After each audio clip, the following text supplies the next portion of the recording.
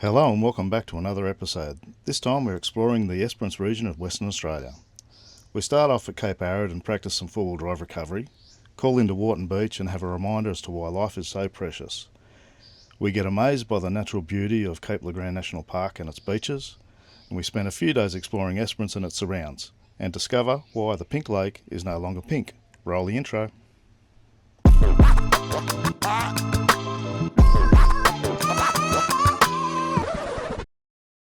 Hi, welcome to Great Northern Adventures. I'm Kylie. I'm Craig. We packed up our lives and moved into our little home on wheels to take on the lap of Australia. We'd like to share a journey of discovery and recovery that will take us to all corners of this great country, Australia.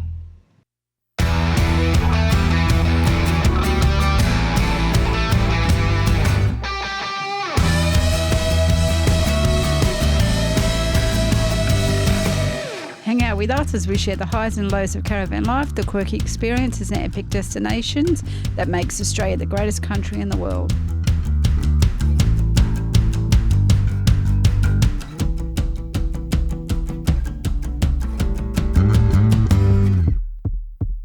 Here we are, site number 2 at Yopkanup Mia campground in the Cape Arid National Park. Grumpy over here's grumpy because the Burks got wet. Right, we got a bit of rain. Anyway, this is the campsite. It's a cracker. There's about 17 campsites? I think it was 17 campsites. All little individual bays like this, all cut out of the Banksia brush. There's 2 camp kitchens and 2 toilet blocks, which are really, really clean. Probably the best amenities I've seen in a national park for a long time. There's 2 campsites at this location here, which you can get vans and tents in. You've got the river one down there and Bellinup up here. Sorry, not Bellinup, Yockanup on Bellinup Beach.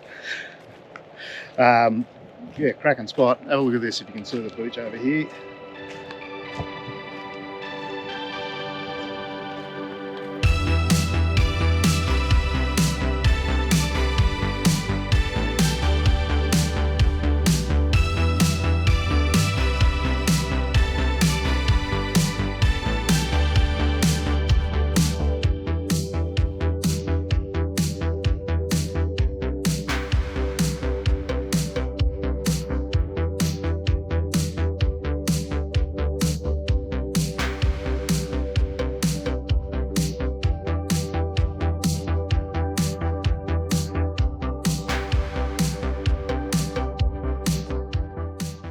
We decided to head up the beach in search of some four-wheel drive tracks that the camp host recommended.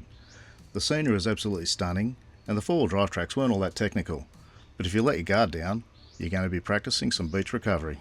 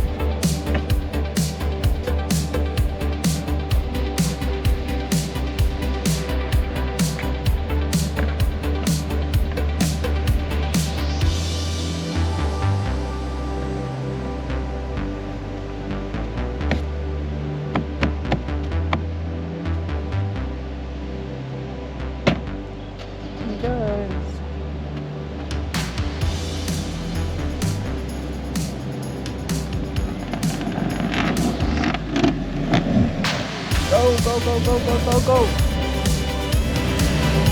Woo!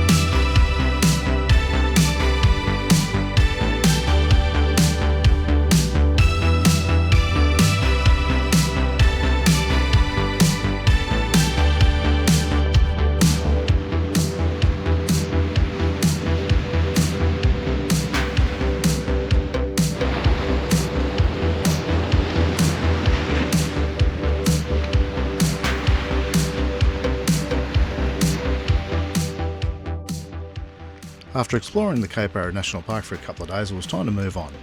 We head west for about an hour and make our way to the Duke of Orleans Bay Caravan Park that is on the beautiful Wharton Beach. Just before we arrived at the Duke of Orleans Bay Caravan Park, a young man surfing at Wharton Beach was attacked by a shark and tragically lost his life. There was a heavy blanket of sadness all across the caravan park as we got there. Out of respect to everybody that had been affected by this horrible incident, we didn't do any videoing around the caravan park.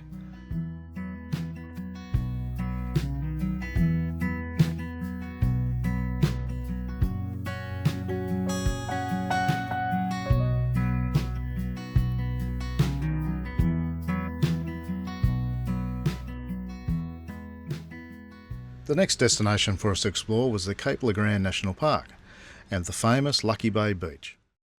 It was really hard to get a campsite at the Lucky Bay campground through the national parks, but we found this spot, Dunn's Eco Lodge, only 15 minutes inland. We found it on HipCamp. It has brand new amenities that includes a huge camp kitchen, hot showers and flushing toilets. It's a huge area and it's pet friendly. After a huge day of being a passenger princess, Kylie was so exhausted she had to have a little nap in a chair.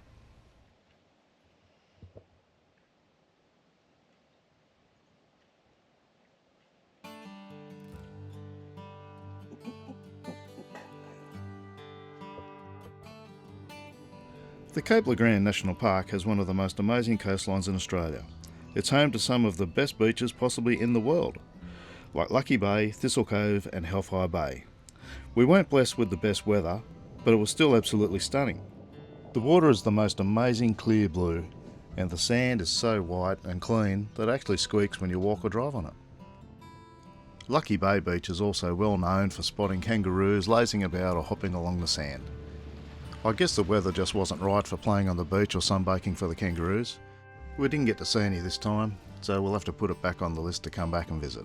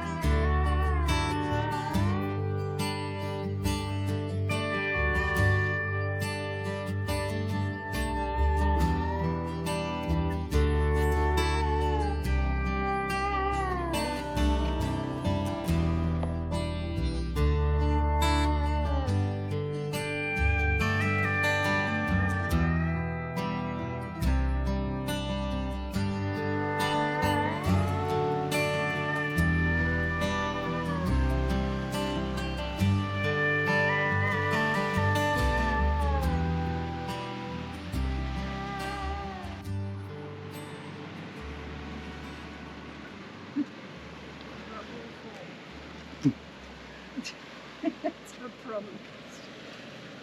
Thistle Cove in the Cape Arid National Park. Not very good weather, and it still looks stunning.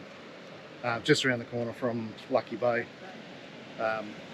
We weren't really blessed with the good weather conditions, but they are still absolutely stunning. And what about that whistling rock up there? Yeah, that was a spin out. Well, it's like a wave-shaped rock, and it must be rebounding the sound of the waves. Sounds like you're standing in the beach. That's a spin out.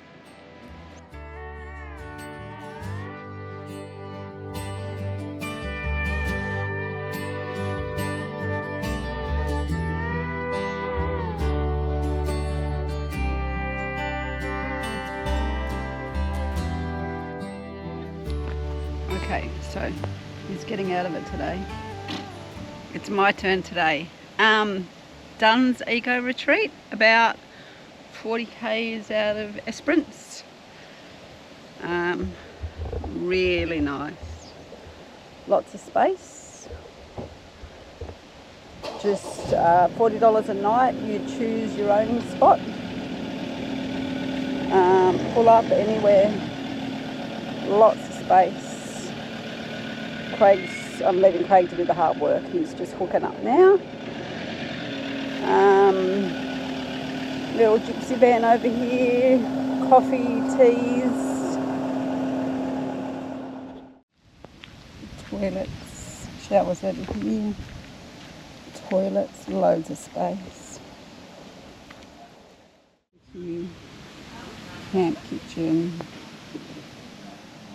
Heaps of space. And here's the old boy doing some work. Serious?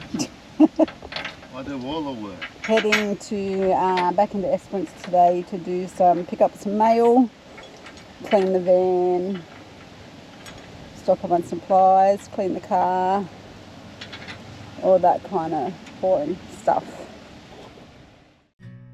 Esperance uniquely blends laid-back coastal charm with breathtaking natural scenery, cultural richness, and adventure-ready landscape. It truly is a hidden gem of Western Australia.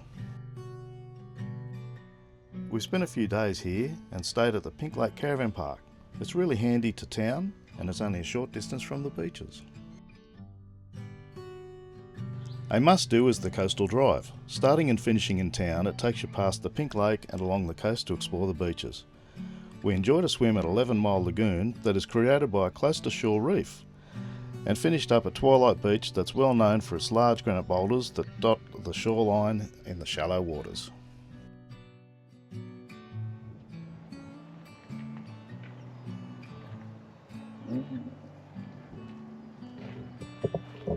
There you go, honey. Pink Lake.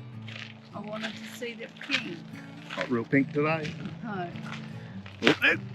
Oh. Oops, tripped. Yeah, the Pink Lake here. Algae in the salt water, when it gets hot and all the right conditions, it turns pink. But Yeah. it's not the right temperature and conditions today. It's grey. Looks like a lake with a bit of salt in it. Okay. After reading the sign a little more closely, the lake no longer turns pink. With the construction of roads and railway lines, the natural flow of salt water into the lake has been reduced. This doesn't allow the lake to reach the level of salinity required for the algae to grow and then form the pink colour that it was once famous for.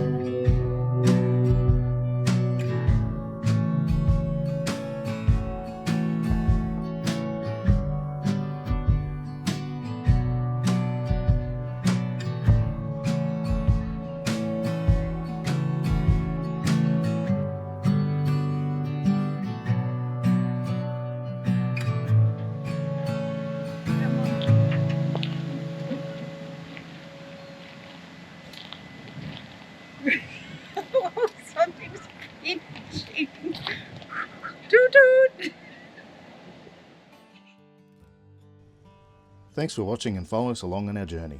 Join us next time as we keep exploring the south coast of WA. We have a special guest appearance and we enjoy a few hours with a pod of killer whales.